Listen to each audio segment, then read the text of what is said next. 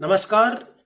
मी आज सर्वांना येथे मराठीमध्ये टीम इंडियाने जो इतिहास रचला आहे, एजबेस्टनमध्ये 58 वर्षानंतर पहिल्यांदाच विजयाचा झेंडा फडकावला आणि 1967 साली पूर्वी जिथे मॅच खेळली गेली होती त्यानंतर 58 वर्षानंतर भारताला पहिल्यांदाच इंग्लंडमध्ये हा सामना जिंकून त्यांनी हा इतिहास रचलेला आहे.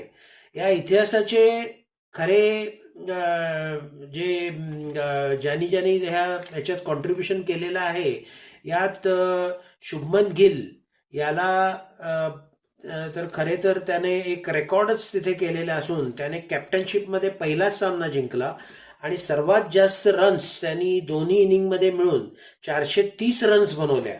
त्यामुळे त्याने सर्वोत्कृष्ट खेळाडूचा बहुमान मिळाला. याआधी सुनील गावस्कर यांनी दोन्ही इनिंग मध्ये मिळून 344 धावा केल्या होत्या. तसे आणि आपले बुमरा क्रिकेट एक आपला चांगला बॉलर गोलंदाज या टीममध्ये नसताना सुद्धा आकाशदीप याने 10 विकेट्स घेतल्या आणि सिराज याने 7 विकेट्स घेतल्या. अशा तऱ्हेने या दोघांनी मिळून टीम इंग्लंडचा धुव्वा उडवला. तर या टीममध्ये या आपल्या इंडियन टीममध्ये सर्वजण नवीन खेळाडू असून सुद्धा या सर्वांनी आपल्या टीम स्पिरिट आणि बॅटिंग तसेच बॉलिंग आणि फिल्डिंग उत्कृष्ट दर्जाचे त्यांनी ठेवले आणि इंग्लंडला त्यांनी सेकंड इनिंगमध्ये 271 धावाच फक्त मध्ये त्याने आऊट करून भारताने 336 धावांनी विजय पटकावला.